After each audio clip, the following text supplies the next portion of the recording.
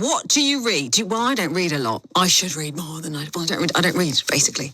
Admission there. But if I do read, I do like a bit of romance. Do you, huh? Yeah? Do you like reading romance? I've heard people say that... Yeah, me too. His soft touch. He caressed my cheeks. I looked away.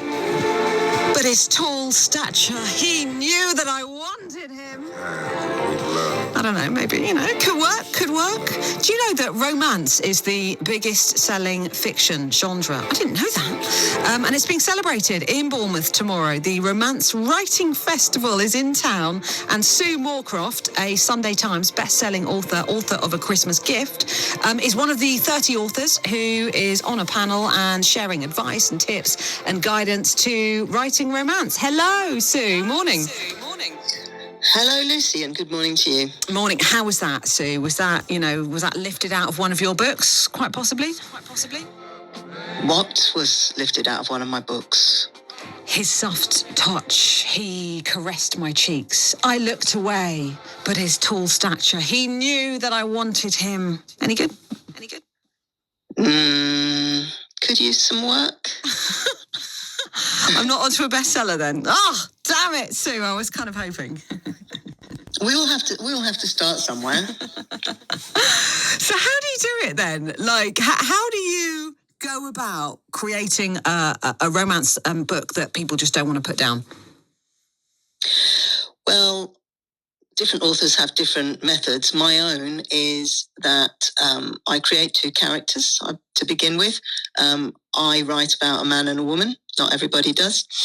And I think about their biographies very carefully, because what's happened to them in the past will inform what happens to them in the future. And I give them goals and I give them conflicts. And if I can make the goals and conflicts of one impact on the goals and conflicts of the other, then that's an easy way of keeping them together through the narrative, rather than ending up writing two stories. For me, the romance is a big part of the book, but not all of it. So I write about quite serious issues. In A Christmas Gift, there's a lot about underprivileged upbringing, and for that matter, overprivileged upbringing, and how that affects you. But still, whatever's happening to us in life, whether we are losing our job or getting a new job or having a baby or losing somebody dear to us, we can fall in love during those things. And that's how I approach, it's real life, but the romance is a big part of it. Mm-hmm. I have to mention Julie Cooper, actually, because I'm sure she will be mentioned at the Romance Writing Festival in Bournemouth. She really had it. What was her magic, do you think? She was really individual, wasn't she? I used to want to be Julie Cooper, I have to say, not just for her success, but by the way she could grab you with her characters. And she had a really big cast of characters, and some of them were not entirely sparkling white in the type of characters she gave them, but they would be engaging and very real. And they were quite funny, her books as well. Then she juxtapositioned that with pathos as well. She was just a really good all-round storyteller. Yeah. You haven't mentioned chemistry yet, because I thought you were, when you're writing romance, how do you write in that chemistry between the two characters? I guess that must be quite fun. Yes, it is.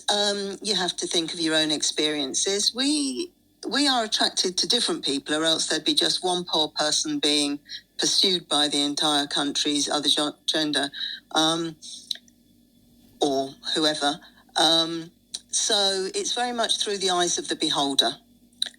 So one character will fit with another character, and so I view them very much, both in my books, both the man and the woman have a viewpoint. In other words, we see the action through their eyes, and so we know what they know and feel what they feel. Everything else, use their senses. And so senses come into chemistry quite a lot, whether it's just these fabled pheromones we all give off, or whether we just happen to like a man who is clean-shaven, speaking for myself, or a man with a lot of intelligence, with a nice smile, whether he likes women who are feisty or whatever. And so you make these two people who go together, and that creates the chemistry. And the fact that they notice each other a lot, I think, is the key to it. Has anyone ever sort of turned around to you and go, "I'm in your book. You've based a character on me"? No. There was a situation where I did borrow somebody's story because I hadn't seen them for 10 years and they'd moved to another country. So I wasn't in touch, and I thought, well, they won't mind.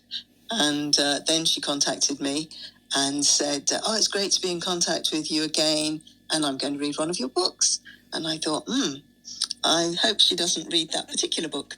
And she never got back in touch with me, so I don't know. I have had it with short stories, and who knows, what sticks in your head to create a character or a story. I wrote a short story that involved a particular present. And my mum said, oh, well, you got that from me because I got a bicycle for passing my school certificate. I said, really? And as far as I knew, I didn't know that. But who knows? Maybe one day she told me and that stuck in my head. You don't know really. Subconsciously, yeah, brilliant. Sue, do you know what? Really nice to speak to you. Sue Moorcroft there, Sunday Times bestselling author of A Christmas Gift, is one of the 30 authors who's on a panel at the Romance Writing Festival.co.uk. If you want to find out more what's happening in Bournemouth tomorrow, it's happening at the Royal Bath Hotel. Characters, isn't it? When you're writing a book, you've got to develop the characters. That's what I'm getting. Anyway, I had a bit of a shot of it. She wasn't that impressed. Fair. That's fair.